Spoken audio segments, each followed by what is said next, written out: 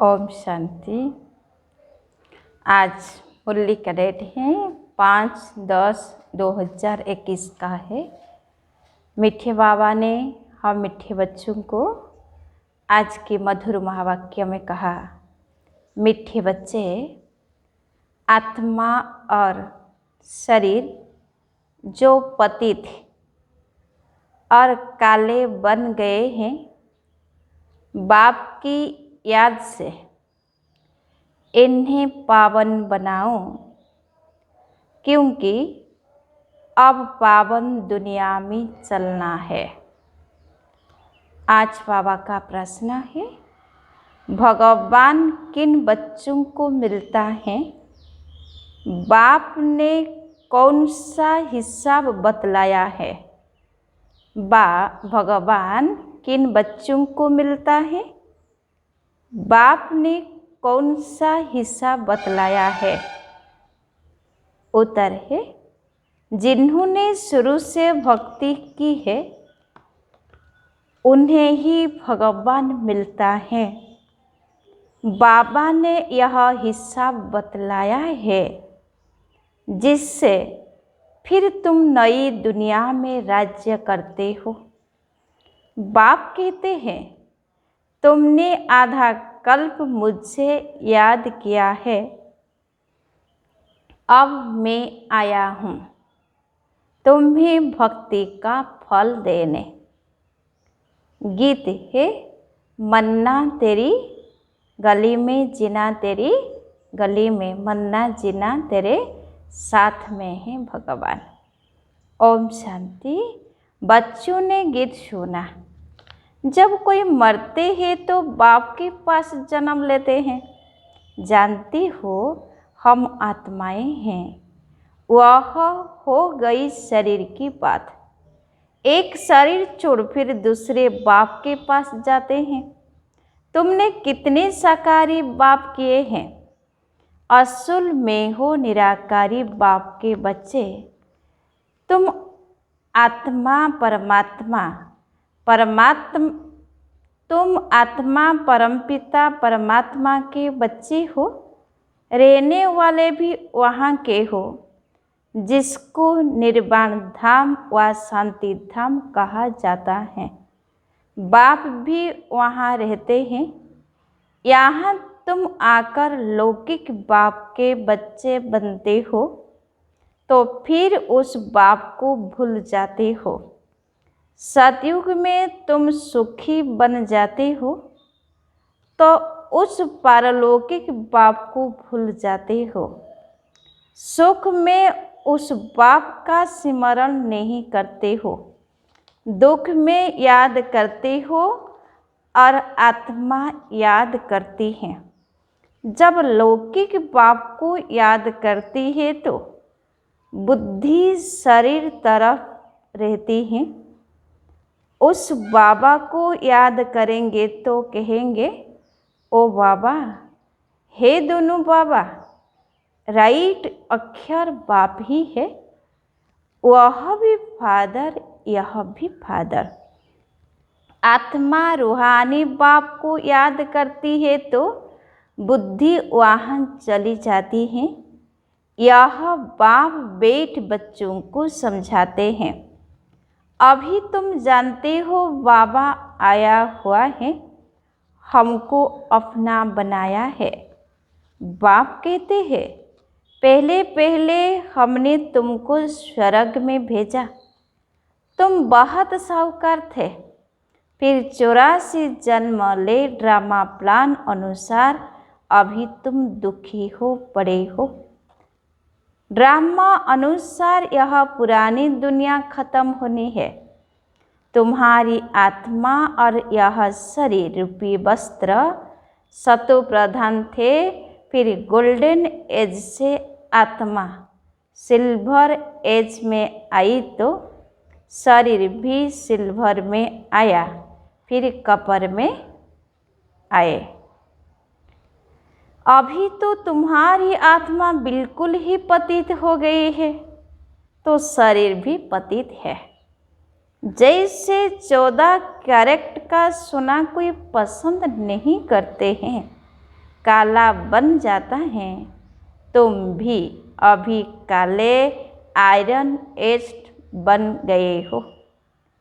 अब आत्मा और शरीर जो ऐसे काले बन गए हैं, तो फिर पवित्र कैसे बने? आत्मा पवित्र बने तो शरीर भी पवित्र मिले। वह कैसे होगा? क्या गंगा स्नान करने से? नहीं, पुकारते ही है, हे पतित पावन आओ। हम आत्मा कहती है तो बुद्धि पारलौकिक बाप तरफ चली जाती है। हे बाबा, देखो बाबा अक्षर ही कितना मीठा है। भारत में ही बाबा बाबा कहते हैं। अभी तुम आत्मा अभिमानी बन बाबा के बने हो। बाबा कहते हैं, मैंने तुमको स्वर्ग में भेजा था, नया शरीर धारण किया था। अब तुम क्या बन गए हो? यह बातें हमेशा अंदर रहनी चाहिए। बाबा को ही याद करना चाहिए। याद सब करते हैं ना। हे बाबा, हम आत्माएं पतित बन गई है। अब आओ, आकर पावन बनाओ। ड्रामा में यह भी पाठ है, तब तो बुलाते हैं। ड्रामा प्लान अनुसार आएंगे भी तब, जब पुरानी दुनिया से नई बनती हैं। तो जरूर संगम पर ही आएंगे। तुम बच्चों को निश्चय है बेलुएड मोस्ट बाबा है, कहते भी ही स्वीट स्वीटेस्ट। अब स्वीट कौन है? लौकिक संबंध में पहले फादर है जो जन्म देते हैं, फिर है टीचर। टीचर से पढ़कर तुम मर्तबा पाते हो। Knowledge is source of income कहा जाता है। Knowledge is source of income कहा जाता है। ज्ञान है नॉलेज, युग है याद। तो बेहद का किसको पता नहीं है? चित्र में क्लियर दिखाया भी है। ब्रह्मा द्वारा स्थापना शिव बाबा कराते हैं। कृष्ण कैसे राजयुग सिखाएगा? राजयुग सिखलाते ही है सतयुग के लिए। तो जरूर संगम पर बाप ने सिखाया होगा। सतयुग की स्थापना करने वाला है बाबा। ब्रह्मा द्वारा कराते हैं, करण करावन हार है ना। वो लोग तो त्रिमूर्ति ब्रह्मा कह देते हैं, परंतु उच्च से उच्च शिव है ना। वह साकार है, वह निराकार है। सृष्टि भी यही है। इस सृष्टि का ही चक्र फिरता है, रिपीट होता रहता है। सूक्ष्म वतन की सृष्टि का चक्र नहीं गाया जाता है। वाल की हिस्ट्री जोग्राफी रिपीट होती है। गाती भी है सतयुग, त्रेता, द्वापर, कलयुग। बीच में जरूर संगम युग चाहिए, नहीं तो कलयुग को सतयुग कौन बनाए? नरकवासियों को स्वर्गवासी बनाने बाप संगम पर ही आते हैं। जितनी पुरानी दुनिया उतना दुख जाती है। आत्मा जितना तमोप्रधान बनती जाती है, उतना दुखी होती है। देवताएं सतोप्रधान, यह तो हाईएस्ट अथॉरिटी गॉडफादरली गवर्नमेंट है। साथ में धर्मराज भी है। बाप कहते हैं, तुम शिवालय में रहने वाले थे, अब है वेश्यालय। तुम पावन थे, अब पतित बने हो तो कहते हो हम तो पापी है। आत्मा कहती है, मुझ निर्गुण हरे में कोई गुण नहीं। कोई भी देवता के मंदिर में जाएंगे तो उनके आगे ऐसे कहेंगे कहना चाहिए बाप के आगे। उसको छोड़ ब्रदर्स को लगते हैं। यह देवताएं ब्रदर्स ठहरे ना। ब्रदर्स से तो कुछ मिलना नहीं है। भाइयों की पूजा करते करते नीचे गिरते आए हैं। अब तुम बच्चे जानते हो बाप आया हुआ है, उससे हमको वर्षा मिलता है। बाकी मनुष्य तो बाप को जानते ही नहीं, सर्वव्यापी कह देते हैं। कोई फिर कहते अखंड ज्योति तत्व है, कोई कहते वह नाम रूप से न्यारा है। अरे तुम कहते हो अखंड ज्योति स्वरूप है, फिर नाम रूप से न्यारा कैसे कहते हो? बाप को न जानने के कारण ही पतित बन पड़े हैं। तमो प्रधान भी बनना ही है। फिर जब बाप आए हैं तब सबको पावन बनाए। आत्माएं निराकारी दुनिया में सब बाप के साथ रहती हैं। फिर यहाँ आकर सतो रजो तमो का पाठ बजाती हैं। आत्मा ही बाप को याद करती हैं। बाप आते भी है, कहते हैं ब्रह्मा तन का आधार लेता हूँ। यह ही भाग्यशाली रथ। बिगर आत्मा रथ थोड़े ही होता है। कहते हैं भागीरथ ने गंगा लाई। अब यह बात तो हो नहीं सकती, परंतु कुछ भी समझते नहीं कि हम कहते क्या है। अभी तुम बच्चों को समझाया है, यह है ज्ञान वर्षा। इससे क्या होता है? पति से पावन बनते हैं। गंगा जमुना तो सतयुग में भी होती हैं। कहते हैं कृष्ण जमुना के कंठे पर खिलपाल करते हैं। ऐसी कोई बातें ही नहीं। वह तो सतयुग का प्रिंस है, उसकी बहुत संभाल से पालना होती है, क्योंकि फूल है ना। फूल कितने अच्छे सुंदर होते हैं। फूल से सभी आकर खुशबू लेते हैं, कांटों से थोड़े ही खुशबू लेंगे। अभी तो है ही कांटों की दुनिया। जंगल को बाप आकर गार्डन ऑफ फ्लावर्स बनाते हैं, इसलिए उनका नाम बबुलनाथ भी रख दिया है। कांटों से फूल बनाते हैं, इसीलिए महिमा गाते हैं कांटों को फूल बनाने वाला बाबा। अब तुम बच्चों का बाप के साथ कितना लव होना चाहिए। अभी तुम जानते हो हम बेहद के बाप के बने हैं। अब भी तुम्हारा संबंध उनसे भी है तो लौकिक से भी है। पारलौकिक बाप को याद करने से तुम पावन बनेंगे। आत्मा जानती है वह हमारा लौकिक बाप और यह पारलौकिक बाप है। भक्ति मार्ग में भी आत्मा जानती है वह हमारा लौकिक बाप और यह गॉडफादर। अविनाशी बाप को याद करते हैं। वह बाप कब आकर हेवन स्थापन करते हैं यह किसी को पता नहीं है। बाप आते ही है पतितों को पावन बनाने, तो जरूर संगम पर आएंगे। शास्त्रों में तो कल्प की आयु लाखों बरस लिखकर मनुष्यों को बिल्कुल घोर अंधियारे में डाल दिया है। कहते हैं जो बहुत भक्ति करते हैं उन्हें भगवान मिलता है। तो सबसे जास्ती भक्ति करने वाले को जरूर पहले मिलना चाहिए। बाप ने हिस्सा भी बतलाया है। सबसे पहले भक्ति तुम करते हो, तुमको ही पहले पहले भगवान द्वारा ज्ञान मिलना चाहिए, जो फिर तुम ही नई दुनिया में राज्य करो। बेहद का बाप तुम बच्चों को ज्ञान दे रहे हैं, इसमें तकलीफ की कोई बात ही नहीं।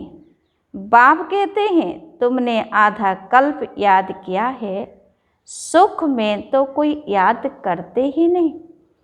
अंत में जब दुखी हो जाते हैं तब हम आकर सुखी बनाते हैं।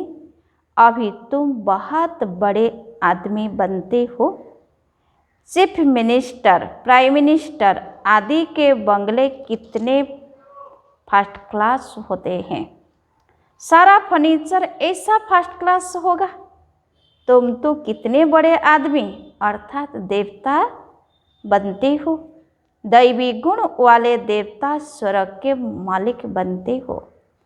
वहाँ तुम्हारे लिए महल भी हीरो जवाहरों के होते हैं। वहाँ तुम्हारा फर्नीचर सोने जड़ित का फर्स्ट क्लास होगा। यह ही रुद्र ज्ञान यज्ञ, शिव को रुद्र भी कहते हैं।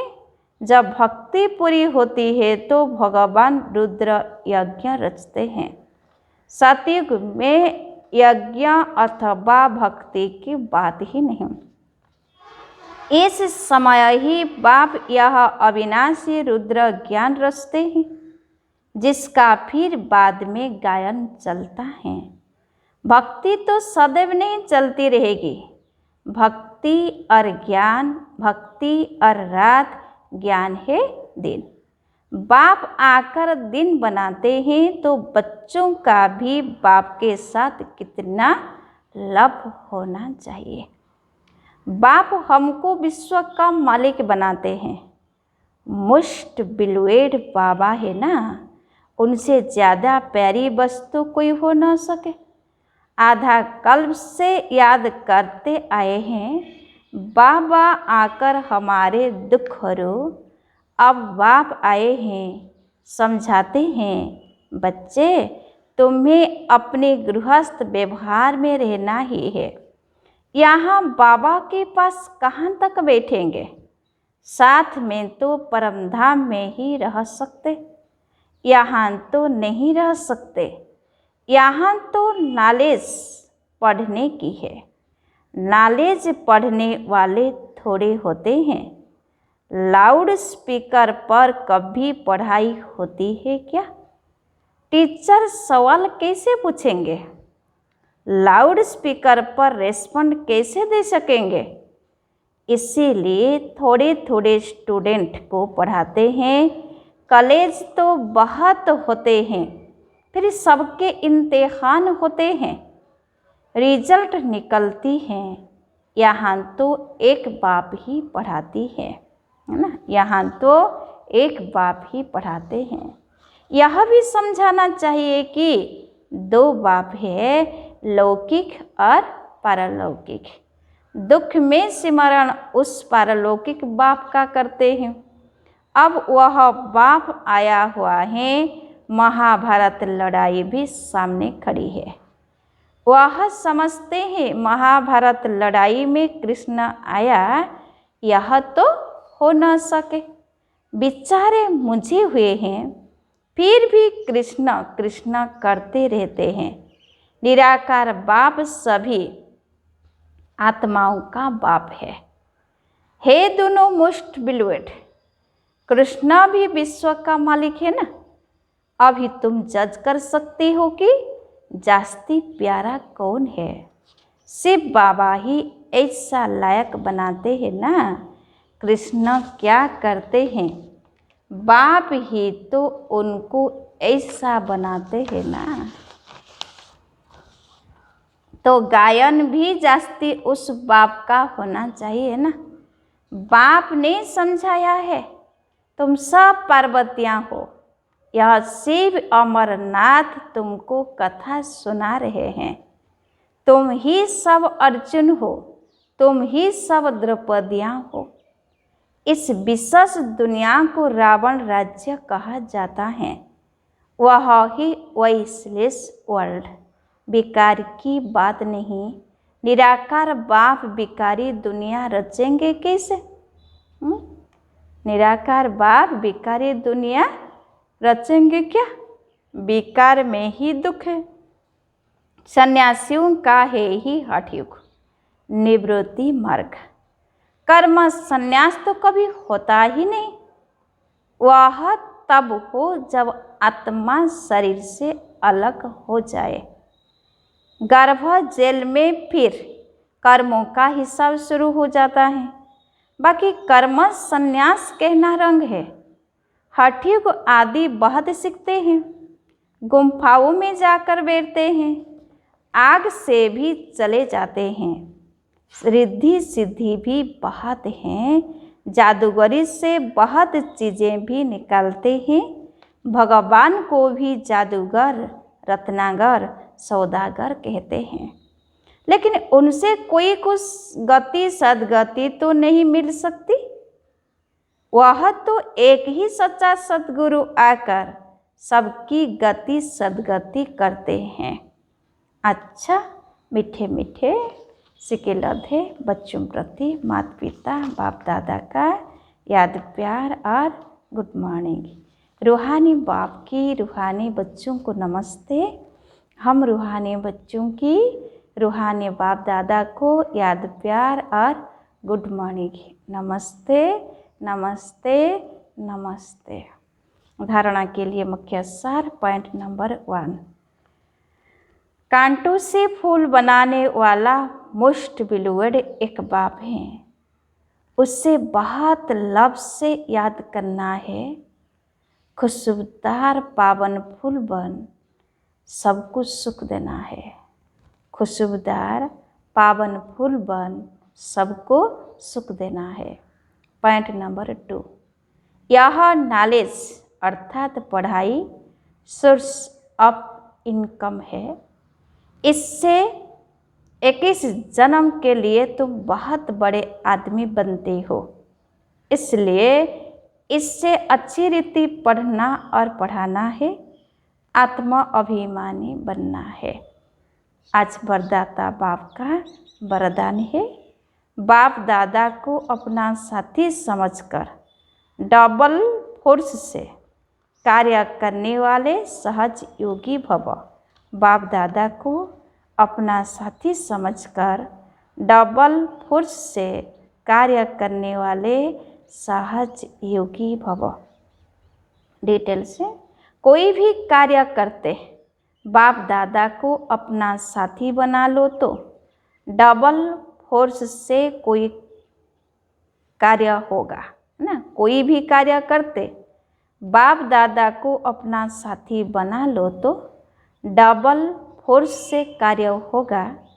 और स्मृति भी बहुत सहज रहेगी, क्योंकि जो सदा साथ रहता है उसके याद स्वतः बनी रहती हैं। तो ऐसे साथी रहने से वह बुद्धि द्वारा निरंतर सत्य का संग करने से सहज योगी बन जाएंगे।